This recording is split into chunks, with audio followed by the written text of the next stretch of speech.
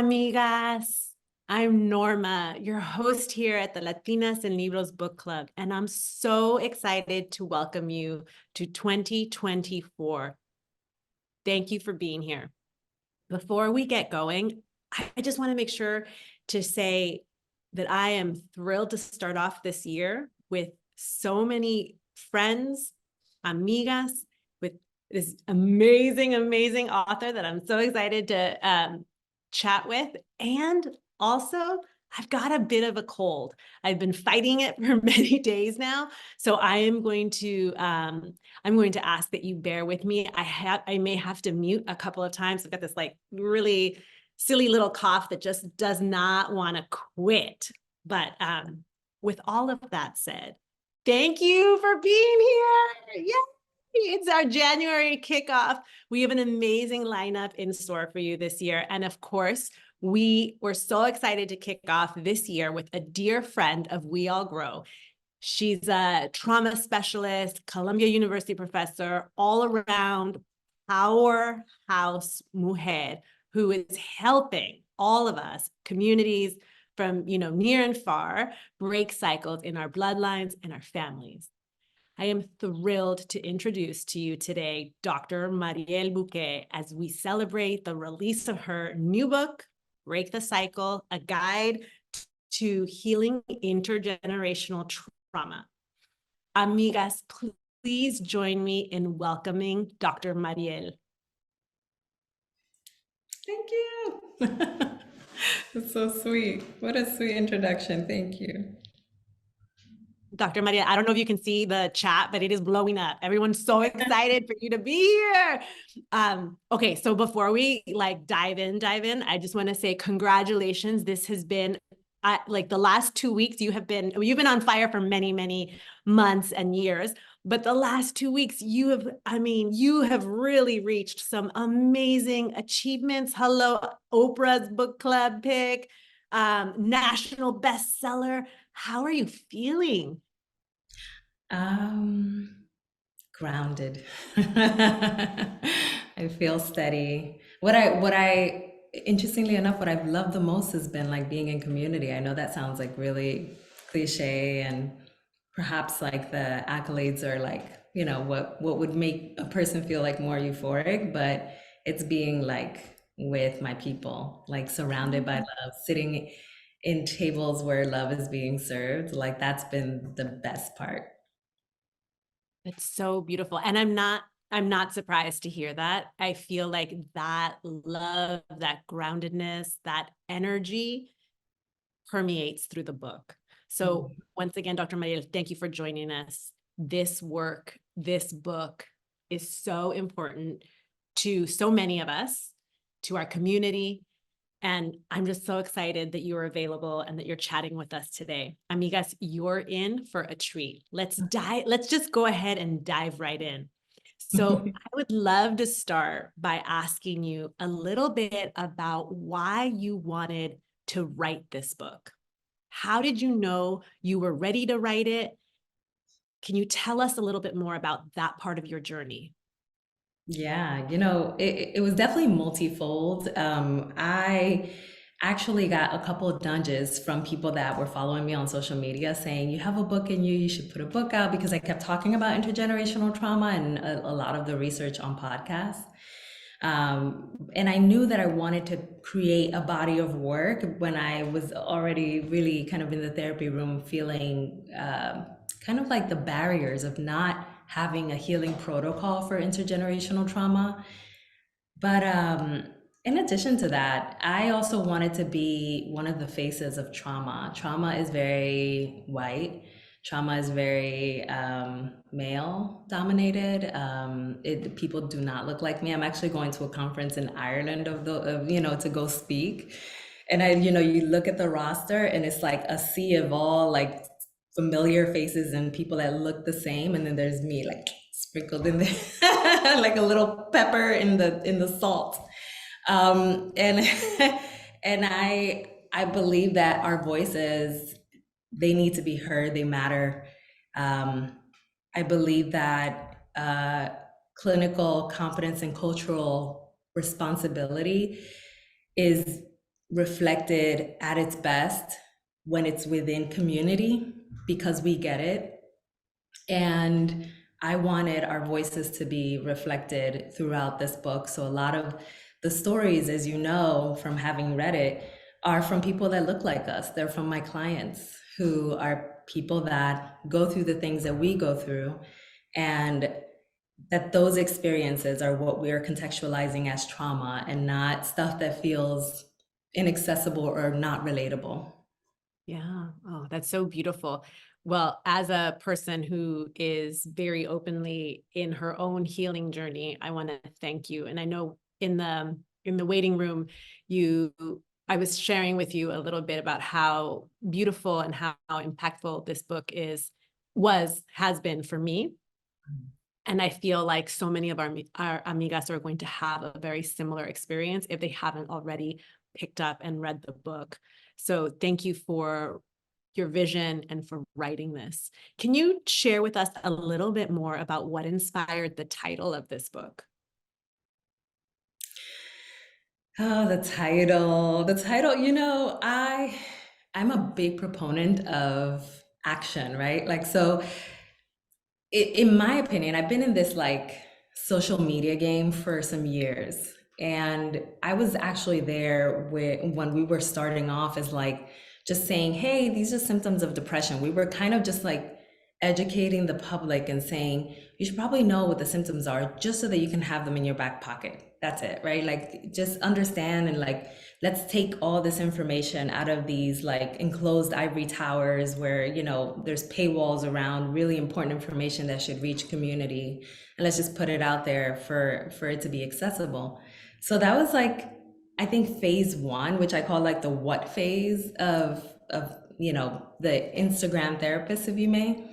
And I believe that right now we're like in the how phase. We're in the, well, how do I heal? How do I do this? What do like? And so it's, for me, I felt like that really aligned with my philosophy around this work. Like, let's do the work. And I wanted a title that spoke to action. Like, what are we doing? We're gonna break the cycle. So it came from that, but it also made a lot of sense when we're talking about trauma patterns and patterns that are handed down. What are we doing? We're cutting trauma at the root. We're breaking cycles. And so it made sense to frame it as an action term because I want people to be like, yeah, that's exactly what I want to do. So I'm going to pick up this book so I can do that.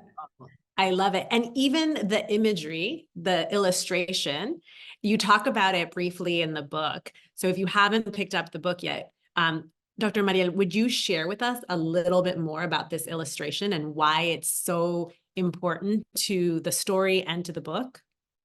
Yeah, because like cycles are basically reflected as circles, right? And so when we're thinking of breaking into a cycle, we have to offer a break. I was gonna have like the K kind of like it was gonna be extra, but I opted for just a little bit of a simpler tone. But the leaves actually, as you can see, the leaves here are reflected of like leaves that are rotting. And in the book, towards the end, I do say, this is the season when you're going to allow the rotten leaves to fall. And that's the rotten leaves that are reflected of the trauma responses of the people that you no longer wish to bring with you along the journey.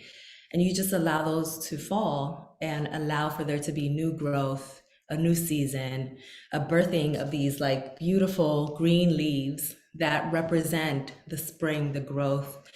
And so I really wanted, again, like with the action to be reflected in the entire cover. I wanted it to also be reflective of what the journey looks like. That's so beautiful, Dr. Mariel. Thank you for sharing with us. So, amigas, if you haven't already sort of picked up on what's happening here, one of the things that is super evident as you start making your way through this book is the level of intention and love that Dr. Mariel has poured into this body of work and this the book specifically. So, Dr. Mariel, your book came out recently, and some of our amigas might not have had the opportunity to pick it up or have started reading it yet. Can you give us a little brief synopsis about what a reader can expect? Yeah, definitely. The book itself is structured into 12 chapters, and each of the chapters actually dives into one element of intergenerational trauma. For example, it helps you understand like what a cycle breaker is so that you can really fit into that personality, into the characteristics of a cycle breaker and identify yourself within that role. Then it transitions into understanding our nervous system and how our nervous system is actually intergenerational. We have fragments of like our nervous system are reflective of the nervous systems of the people that we derive from. How our inner child is a recycled inner child that is a reflection of our parents' inner children, who, when perhaps they went on, to become adults without having some sort of resolution to their inner child wounds, sometimes parents can inadvertently like pass on those wounds, and those wounds become internalized by their children. And it's a way for us to really understand how that cycle continues, inner child to inner child. I also talk about cycles of abuse, which tend to be intergenerational. A lot of people, when they come from domestic violence homes, tend to have some sort of domestic dispute history, in part because we tend to see that as the norm. Right. And so if we're seeing, okay, fighting in relationships to this extent is normal because that's what I grew up learning, then we're not going to be able to understand there's another way. Then there's also the collective trauma chapter, which is very near and dear to me, which I was the only chapter I rewrote. I just completely threw it away and like wrote it all over again, cried in between. And it was just, very heartfelt chapter, but a necessary one because look at the times, look at like everything that we're going through. Collective trauma is all around us, starting from, for many of us, even from before we were born, we were like brought into a lot of like collective chaos, but very much so like in these times. And then it starts the process of shedding the layers, shedding the ways in which we have inherited certain dynamics, going into a process of grief, and then finally coming out with building legacies. And the ways that each chapter is structured is by helping you to understand each one of those areas, and then completing the chapter with a breaking the cycle practice that can actually help you with further shedding within that particular area of intergenerational trauma. But I didn't want to just kind of like flood you with information and then bring in a healing tool. I wanted to, as you know, like I'll give you snippets. I'll present something that you can do to digest the information. I'll offer some gentle nudges and reminders, and even like a little bit that can help you to just feel more grounded, just as a clinician, a clinician like myself would, a very holistic way of like approaching the work. And then we get into the wrapping up of the breaking the cycle. And so it really is a tool, it's a healing guide. It's like not a book that you read, but a book that you do. Oh, that's so beautifully, beautifully put, Dr. Mariel, because it really is, you give the reader so much information, and you also give the reader so much love, so many affirmations, positive tools, meditations. I mean, it is an active, it's an active read. It is not, you can't possibly go through this book and sit back in a state of passivity. It really requires you to show up with heart and to engage. And I think that that is such a beautiful way to present and to help the reader heal, to help community heal. I feel like so many books are written, so many books aimed at healing trauma or healing our spirits in some way, shape, or form are so information heavy, and they feel so cold and clinical and foreign. And you have a way of presenting this information that feels not only digestible, but really, it's like, I knew you. It's like a friend is helping you, guide you through all of this sometimes really intense and icky stuff, and but you had like, I could hear your voice. And so I just think the way you did this is fabulous. So let's talk about, in the book, you define who is a cycle breaker. Can you share that with us? Yeah, a cycle breaker is a person that has decided that the cycle of trauma ends with them, that the status quo of how things have been within themselves, within their families, within their communities, within society, even, that they have been perpetuating trauma and they are deciding to take action to ensure that that perpetuation finds some sort of final ground. And that means, of course, right, that we do the healing work that is very individual, but that we always consider the ways in which even that individual work ripples onto our communities, it ripples onto our families. When we show up to the family gathering, we show up with a different version of ourselves, a version of ourselves that is in healing, that isn't feeding the cycles, that isn't yelling back at somebody whenever they, say something that's out of pocket. We're showing up with a different mentality and a more settled nervous system because we're taking care of ourselves, because we understand that by taking care of ourselves, we're also feeding the collective in a different way. And many cycle breakers, for the most part, as far as I've experienced, don't really finalize their work there. They look at the ways in which we live in a society where women's or people's uteruses really are being assailed, and the ways in which that perpetuates harm, and that harm becomes traumatic, and they want to actually advocate against that. They look at the collective traumas of genocide and war, and they want to actually take action against that because they hold an understanding that that's a very big trauma factor that's going to impact people for generations. And so there's a lot more that cycle breakers tend to do. I even consider my parents cycle breakers. Like my parents were like, and I mentioned this in the book, and it really kind of came to me as I was writing. I'm like, oh my gosh, they've been out here, because I think many They're times, doing it.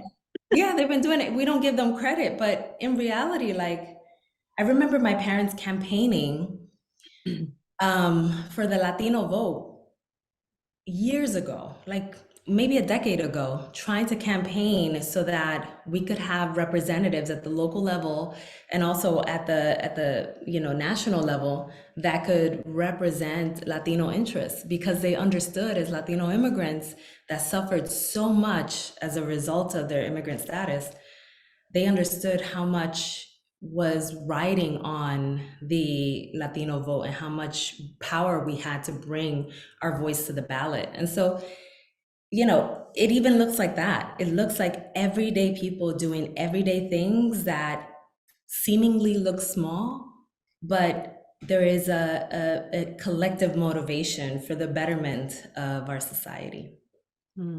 I loved your definition. And it's interesting because I had never thought of myself as a cycle breaker. I knew that I wanted to change the way things were done. And I knew I wanted to raise my children differently. And I knew that I wanted to see difference in the world, but it would have never dawned on me to take a proactive approach to that title, or to like any title really.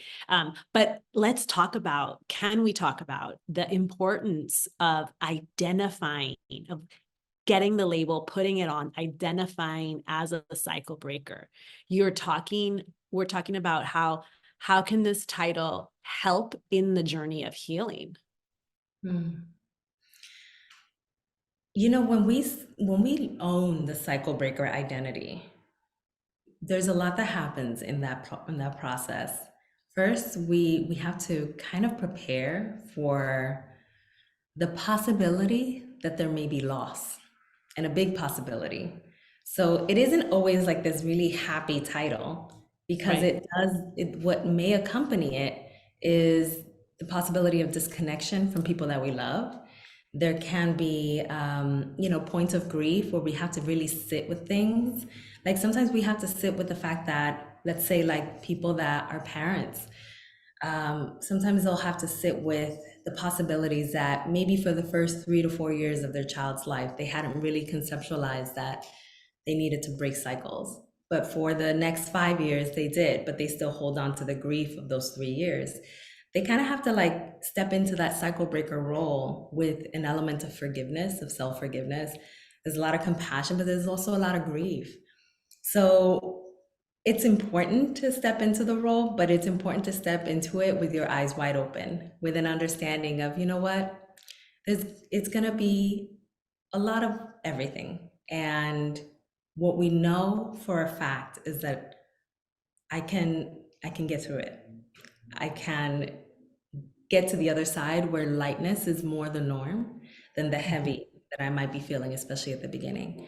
But being able to transition into that role does require an acknowledgement. And in addition to that, it also requires like a consciousness and Mhm. awareness of all the things that might be up ahead.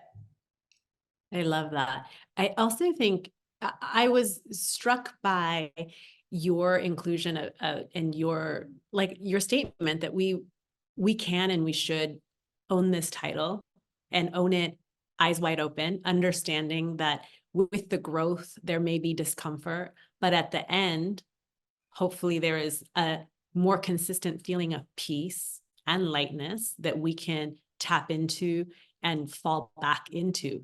And I think that one of the things that throughout the book you do such a beautiful job of really showing the reader is how we can find peace in a loving way. As I had mentioned earlier, I personally have found many books on healing to be very clinical and removed and difficult for me to actually get through. The tone that you strike in this book is filled with love, compassion, and you're incredibly vulnerable in the book also.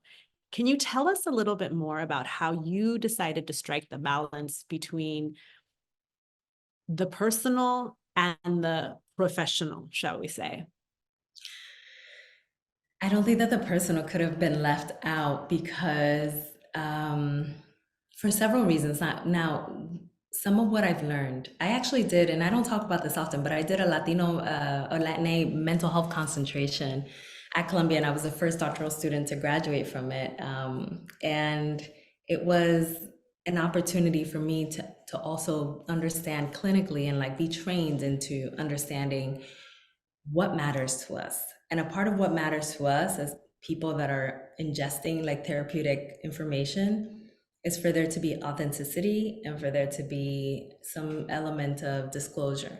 That works really well for us. When I can tell you really like who I am as a fellow human, it matters to Latin folks. And so I understood that to be a really like from a scientific understanding, right? Like a very important aspect of how to approach this work. But it also just is like who I am. I'm like, I'm just me, right? And so like for me, it mattered to just bring the fullness of who I am and just not sit here and be like, Dr. Whomever who's unreachable. I don't really like that persona, and I feel like that's a lot of what we get, especially in trauma. And Mhm. it can be a little bit distancing, and distancing is especially for people that feel abandonment wounds or feel like tenderness, like that's actually counter like therapeutic, as I see it, right? But even beyond that, I stared at the first page of this book and I was like, oh my gosh, I got a book deal. ah, it's a Penguin book deal, and I gotta write a book. So I was like, how do I put this in a book? And my sister, I mentioned this at the end of the book, and my sister told me, write the book you needed. So Mhm. literally the book I needed, not just as a person, a human, having gone through intergenerational trauma myself, but also I needed this as a healer who really desired to have tools that were tangible that I could incorporate into my healing work. And I could, no longer sit in a room with a client and be like, what do I do? Like I don't think that that's helpful. And I was like, I gotta do something different because I want all of us to show up with confidence and say, I've got a tool, I've got something that can be helpful. And I especially want that to be the case because I know that a lot of us, especially those of us that are healers, will be working with our community members, and our community members deserve the best, as I see it. I think we deserve people that wholeheartedly step into this with full confidence of knowing that these tools are going to help, they're going to work, and they're going to start excavating the wounds that our communities have been holding on to for so many generations, because we deserve that. We deserve lightness. So that was a part of my mission there. So beautiful. I love the way in which you, in many ways, do not separate yourself from community and from the healing process. You know, I'm reminded of a part of the book where you talk about actually your holistic mental health clinical fellowship, and when you realize that you actually, like, what does it mean to heal in a global way? And you talk about how your sister was sick and you were healing and helping her heal while also participating in this program, and really sort of how integrated community, personal, professional experiences became for you. I feel like one of the things that really resonates for me is that I see you as part of community. So there is a trust that you build with readers in the book, because you are sharing these experiences, because you are vulnerable. So I really want to thank you for doing that, because this could be a very different book without your insight and without your perspective, because not everybody has your perspective, to be perfectly honest. Can we talk a little bit more about what does it mean to heal in a global way? What does that look like? Yeah. Holistic healing. I can appreciate being in spaces where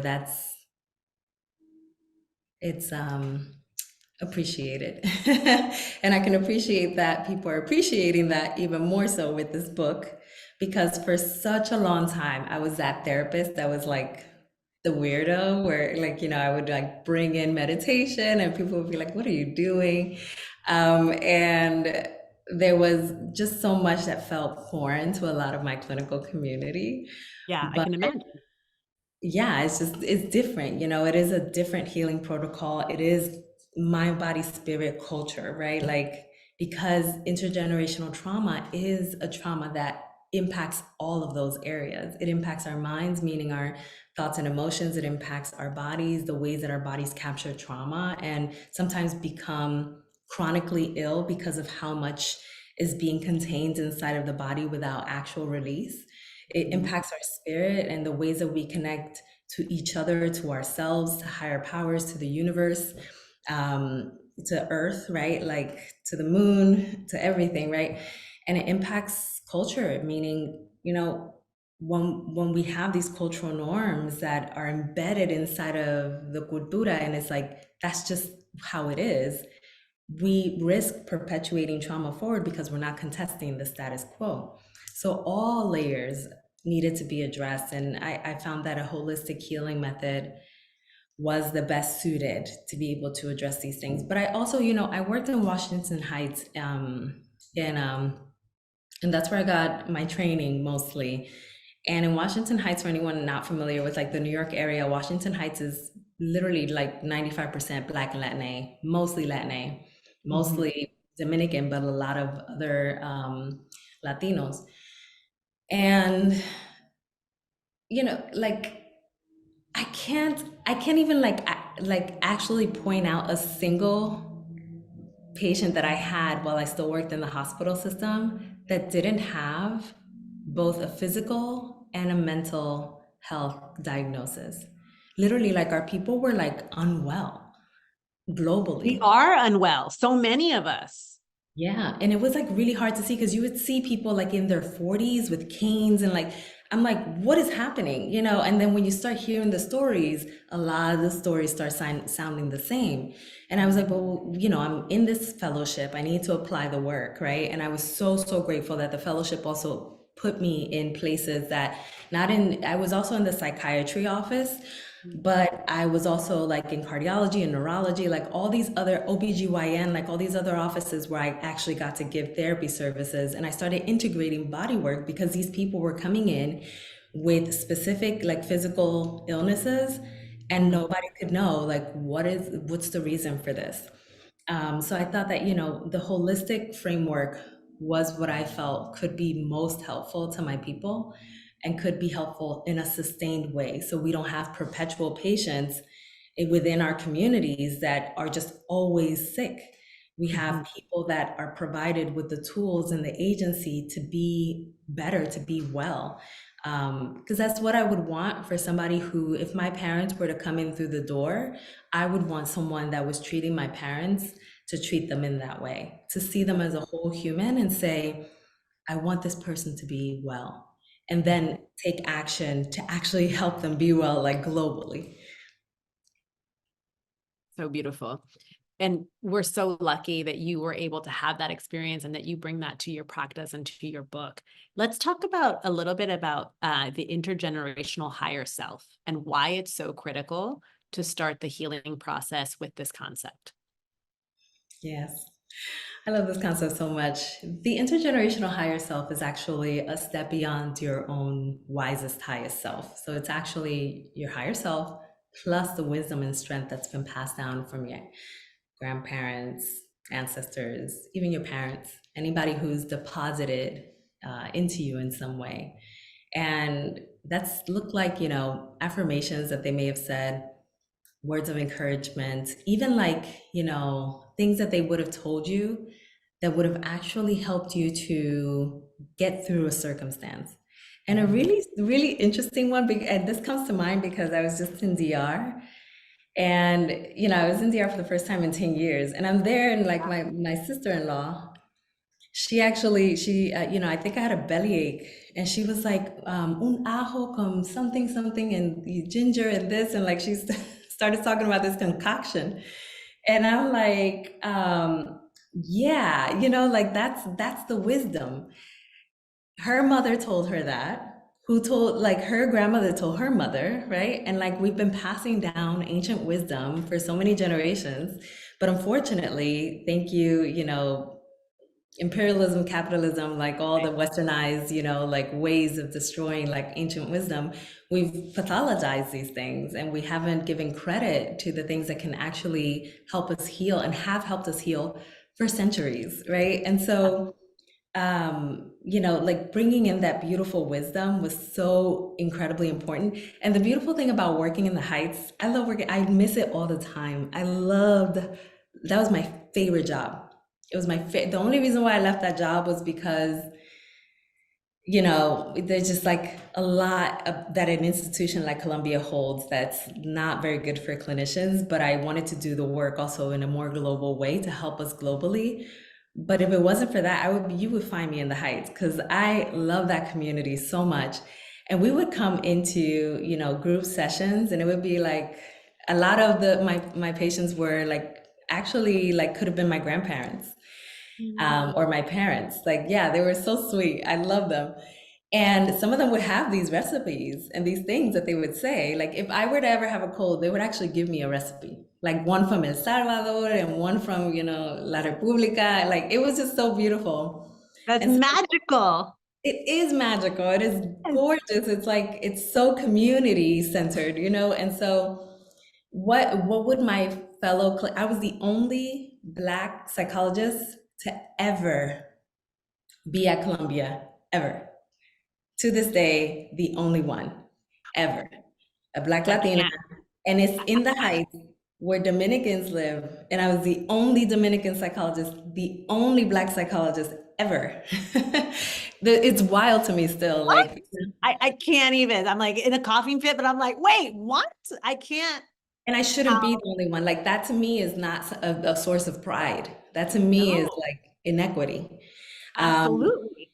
And so when we would go in, we would eat bizcocho dominicano, we would eat pasteles, we would like in session, like these are the things that would feed the soul of my community. These are the things, that's why I end the book with sancocho. I'm like, let's get into the things that feed our soul, right? Because estos blanquitos are not gonna know how to do that. They don't know what sancocho is. They don't know, what pasteles are. They know what trauma is, but how is trauma reflected in community and how is healing reflected in community? That's something that I think is wisdom that's situated in ancestral knowledge and in community. Yes, yes, yes. They also don't know how to heal with food, which I love the way you incorporate food throughout the book. It's Yes. awesome. I loved it, loved it. I was like, oh, I want to do this. How do I do this? Let's chat a little bit more about curiosity and the role that it plays in greater consciousness. So can you tell us a little bit about why curiosity is our friend as we're on our healing journey? Yeah, I love the idea of us welcoming in gentle curiosity about all things, like almost kind of like just opening up our minds to whatever comes, because that is actually one of the antidotes to trauma. And I'll tell Mm. you why. Even when we think about the body, like to put it more in the neurological perspective, our when our bodies are in a fight or flight mode, or when our nervous systems are in a state of threat and are overactive and are just pre-programmed to be in a fear state, that actually suppresses our capacity to be creative, to be curious.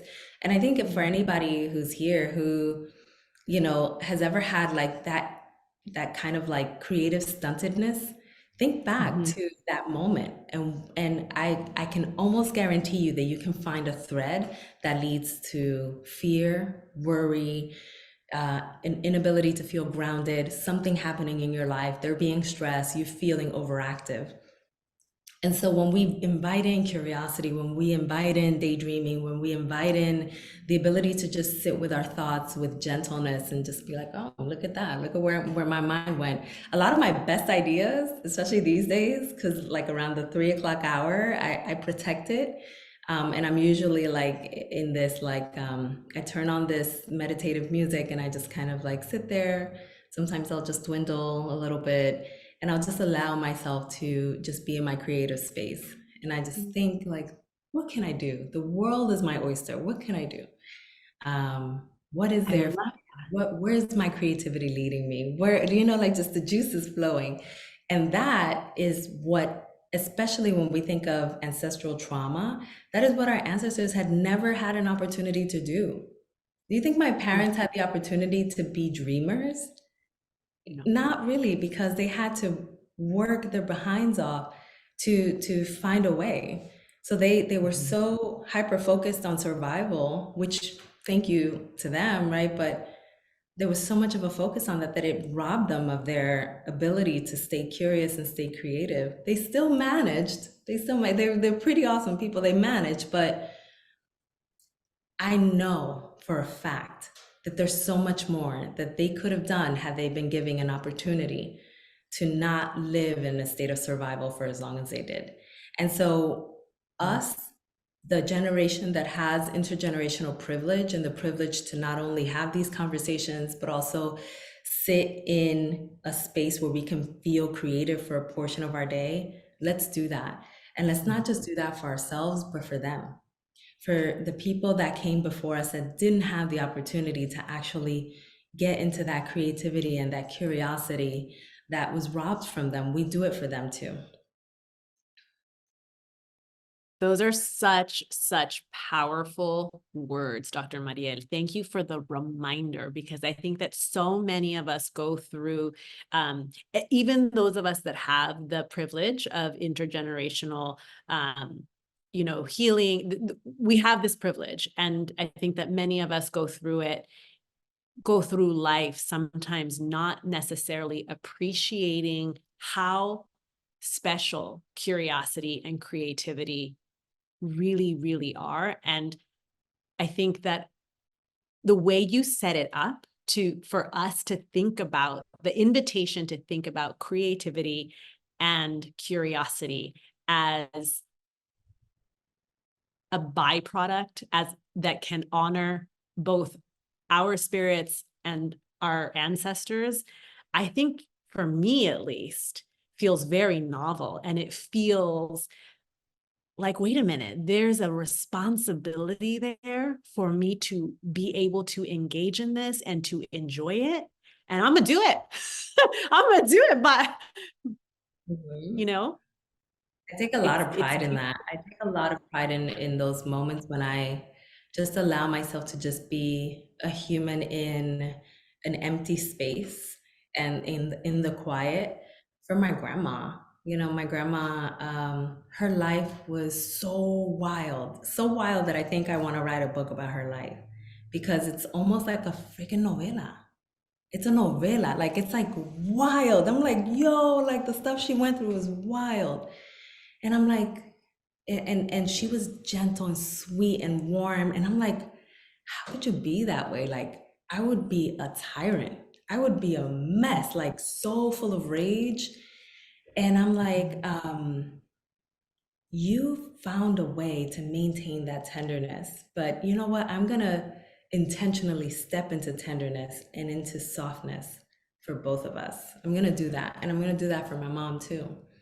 Because my mom led a really hard life and she just, you know, survival was just her default. So I do believe that, you know, and listen, like for any of y'all who are like, well, my mom is like a tyrant herself, my mom was too. We look at my mom and we're like, who is this lady? Like, my mom was a mess. Like, she used to be like so mean. She was strict. I didn't go anywhere. She was like, you know, she was the chancla mom. She was, you know, all the things. Okay, she Yes, was Latina mom through and through. Like, she was not, no, just, she fit the no bill. joke, no joke. But I also see, you know, she was like surviving.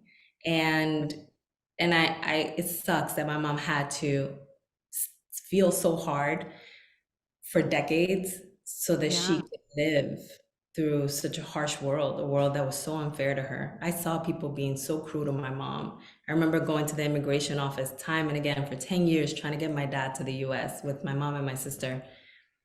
And people were brutal. They were mean. They would like, you know, we would stand there in the bitter cold since, you know, 2 a.m. to make sure that we actually got in the building. Because if you didn't get there early, you probably were going to be turned back, even if you waited for hours in the bitter cold when it was freezing and snowing. And then because my mom didn't speak the language, they would be like, huh, what? Like, you don't know English? Sorry, you're going to have to come another day. And literally would give her an appointment for like a year later. Like, so she would have to wait another year for her to petition for her husband to come. Like mean, like straight up, like cruel. You know, so I think I get it that my mom needed to feel hard because she went through Right. some stuff. So I stand in my softness for all of us. Thank Yeah. you for that reminder, Dr. Mariel. Stand in our softness, the invitation to really experience and to tap into our curiosity and our creativity. You heard it here from La Doctora, okay? So let's talk about this book is filled with so much information and exercises, tools that really help the reader unpack their experiences and start healing. What are and I can only imagine that you probably had a much larger arsenal of exercises and tools that you could have shared with the reader, given your experience and just, you know, your depth of knowledge. Can you share with us maybe one or two of your favorite healing exercises that are in the book so that the amigas can get a little taste of what they can find? Yes, and you know, interesting that you might mention that because the healing tools that are reflected here are half of the healing tools that I was going to offer. So I actually had to shave half of them because of the editorial process. So yeah, this is still it's very jam-packed and you know, obviously like it's a book, you don't want to overwhelm the reader and I was still learning as an author, like, okay, how to really kind of compress things into a format that feels like it lands well. But yeah, this is definitely half of it. Um, but I think that favorites, you know, interestingly enough, someone that is connected to We All Grow texted me today and told me that she is joining together with some fellow Latinas, and they're gonna have a sancocho. today in honor of the book, which is the best. That's amazing. Talk about healing in community and healing through food. I know. Like, can I have some sancocho? Yup, um, someone forgot my invitation. I mean, like, share, you know, if you're gonna tell me, like, I'm Right. joking. But I think the sancocho exercise is definitely one of my favorites, and it's in honor of my Mama Maria, who's my paternal grandmother. But also, you know, I really can appreciate there's an intergenerational EFT tapping that I offer within the book, which is a tapping that gets into like the meridian points of our bodies in order to release some of the tension pockets that are stored there. But in addition to that, there is an intergenerational element where we also focus on the healing that we could offer to the generations past that didn't get an opportunity to heal in this way. So it is a moment in which we are really kind of gathering ancestors and the people that we're in perpetual suffering and we wish that they wouldn't be, and we bring them into that healing process with us in a very tangible way. Beautiful, beautiful. I really enjoyed both of those. The sancocho was one of my personal favorites. I found it to be so unique, but also it really spoke to me. I'm Mexicana, Chicana. I, didn't grow up in a home that made sancocho, but it still really resonated with me because it's like you call it sancocho, I'll call it something else, but I know where that healing is coming from. I know where that love, and this idea of pain, respect, and homage, and helping heal our past and healing forward, which you also really talk about the importance of our collective healing and healing in multiple dimensions, really. So yeah, I really enjoyed that recipe, that healing recipe, if you will. So we're getting close to time. I would love to ask you one more question, and then we have a couple of questions in sort of queued up for you. But I want to talk about toward the end of the book, you write, whatever your story is, it's worthy of your reflection as you continue the course of your healing. For me, perhaps one of the biggest gifts that this book gave me is the reminder that reflection and curiosity, not shame or guilt, are pivotal to healing. You invite the reader multiple times to investigate their story, to look at, to really, investigate, to get curious, and to envision the story through a more expansive lens, to look forward and to think of healing as a process that is both, that goes back and that goes forward, so that you can then, so the reader, so one can begin to rewrite their story. Can you share with our amigas what the benefits are of healing backward and forward? Mhm. Yeah, you know, a lot of the journey that brought us into having intergenerational strain is situated in the past. It's situated back there. And for some of us, healing backward will mean eventually like bringing some of our own people along for the journey. It will mean like gifting them this book or telling them, you know, of what you're doing. And sometimes it's just going to look like you sitting in that EFT practice and bringing them along with you, just holding them in your mind and heart. And you know, we're talking about shedding the layers at every part of the actual book. Even when we're like talking using data collection, like when we're doing the intergenerational trauma tree, when we're doing the intergenerational adverse experiences questionnaire, the ACEs, that's intergenerational. All of that data collection process is also a part of how we're healing back. We're like just going into the shadows and like excavating everything that's there to bring it to the light and then start the breaking process, right? Mhm.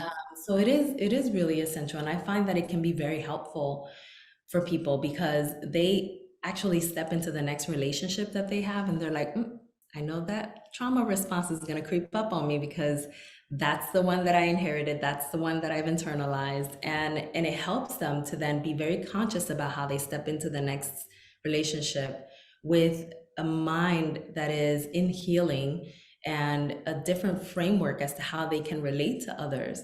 So it's really pertinent to heal back. But healing forward is really essential as well, because when we're healing, we're not just healing for ourselves. Remember, we're healing always to leave impact, to leave a legacy. And that legacy could be, for some of us, to leave a legacy of our children and grandchildren, and that they may actually be reflective of the work that we've done. For some of us that are non-parents like myself, or are choosing not to parent like myself, some of the legacy is, I have nieces and nephews, and I have godchildren, and they're still the next generation, right? And so I impart knowledge and wisdom and care and love upon them. Or it can look like, community oriented. It's how we then create circles of healing that can actually have reverberate into the future. So Right. it's really important to always be in consideration of healing back and healing forward. Mm. You heard it here, amigas. Heal forward, heal backward, invite curiosity into your process. Dr. Mariel, thank you for this incredible conversation and for sharing your powerful words with us. So we have a couple of questions from our amigas. I would love to invite some of them on stage to ask you directly. And our first question is from Melissa de la Rosa. If you're still here and would like to ask your question, please feel free to unmute. Oh, hello, everyone. Thank you for putting this on, first of all. This is so amazing.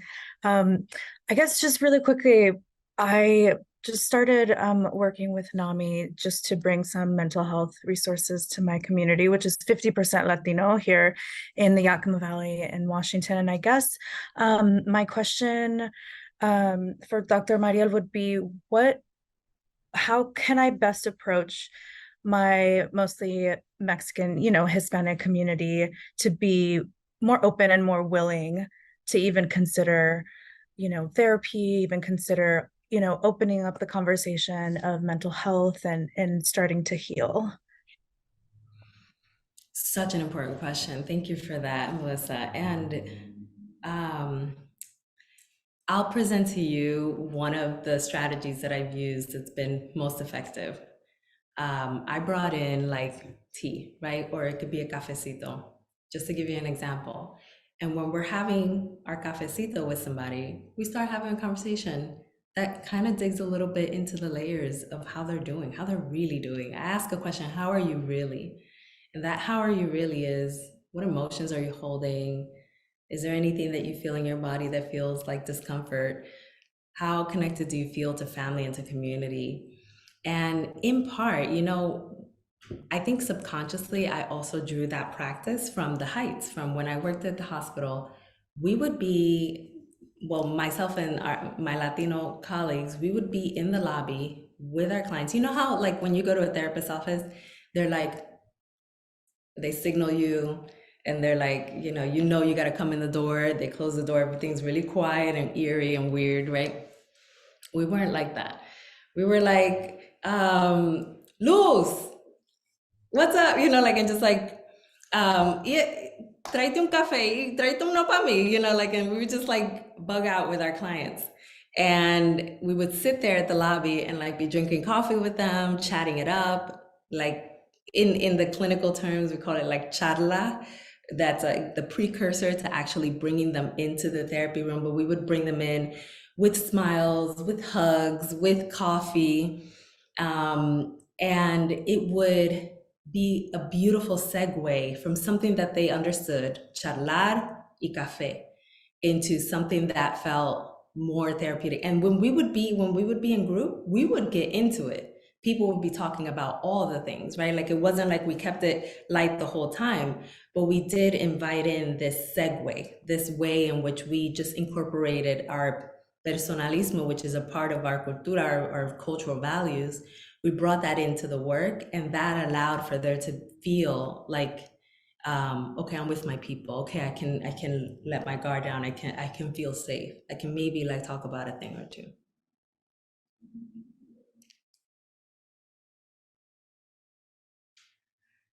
Thank you, Dr. Mariel, for that. Beautiful response. And Melissa, thank you so much for your question. One last question, Dr. Mariel, if you will. This is from Stephanie Silvas. Stephanie, if you're still here, could you please unmute and ask your Hi. question? So my question is, as a healer, do you believe that you would ever cross the bridge into learning more about decolonizing healing practices? Because I feel like you kind of take a step here and there as a clinician, like how you were just saying a while ago, like basically doing like a plática with a group to get them opening up, which is more of like a cultural type healing practice. So do you think that you would ever dive deeper into that? I know you also mentioned earlier about feeling and battling with that feeling of like being the weirdo type clinician. So I know that that's probably a personal battle as well, but I just wanted to know if that's something you were ever open up to. Yeah, I mean, I think decolonial work and liberatory work is always, the praxis that I practice from, and it's a part of, what's been in my training. And I think that decolonial work looks different, based on context, based on clinician. Like not all of us look the same or operate the same. I felt that the work as I produced it, like felt like it landed, and so I got the feedback that it felt like it could help community feel seen and validated and heard. And I can take it there, right? Like if someone's like coming to me and saying, like I'm sick of capitalism, I'm sick of people being slaughtered, and the genocide, and like 102 days of this madness, right? Like I'm gonna sit with that information, and we're gonna go through the process of understanding how a person is, experiencing emotionally the turmoils of the world, right? So I think it's a matter of, bringing in flexibility, but I do like operate in this holistic framework, in part because I utilize a decolonial lens, but I use a lens that is also holistic in its nature, and also incorporates like other aspects of healing. Now I do understand that some of it does also kind of fit within the therapeutic frame. Like I'm not a traditional psychotherapist, but I know that traditional psychotherapy is not decolonial work, and I know that there's still a lot that we have to do in order to decolonize therapy, period. But I do like aim to do as much of that work as I can within the book. Thank you. Thank you, Stephanie, for your question. And Dr. Mariel, thank you again for such a thoughtful answer. Amigas, we are at time. It is 5 o'clock. So with this, we're going to say thank you so much, Dr. Mariel, for sharing space with us today, for sharing your stories, for sharing your corazón, and for really allowing Las Amigas to see you and to, feel everything that all this wisdom that you're imparting. Amigas, I'm so excited for us to dive into Break the Cycle later this month in the Latinas en Libros Book Club book discussion. So if you want to talk about some of the exercises, some of what you've learned, some of what you're stuck on, come join us, and let's dive into that discussion. I think it's going to be super dynamic, and I think it's going to be a beautiful way to kick off 2024 in book club. I want to say, before we leave really quickly, I want to say thank you to Gabi, who is behind the scenes making all this magic happen. And Dr. Mariel, once again, thank you for being here, for giving us your time. I know that you are so busy making all of this magic happen. We truly appreciate you giving your space and your time to Las Amigas. Amigas, thank you for showing up today. Thank you for giving Dr. Mariel such a warm welcome. These book chats happen every month, and it's always special to be in community and, exchange ideas, exchange stories, and provide ourselves with an opportunity to learn, to grow, and to be together, to heal. Gabi will be providing a link for the circle in the chat. And if you haven't purchased Dr. Mariel's book, please go out and get one. If you have one, get one for a friend, get one for your local library, get one for the vecina, get one for your, get multiples. And if you could get that from the Fabian Flores shop, you'd be supporting my work, and I'd be super, super appreciative of that. Once again, amigas, Dr. Mariel, thank you for being here. Buenas noches. I look forward to sharing space with all of you again, and I'm looking forward to 2024 in the Latinas en Libros Book Club. Have a good night. Thank you, everybody. Thank you.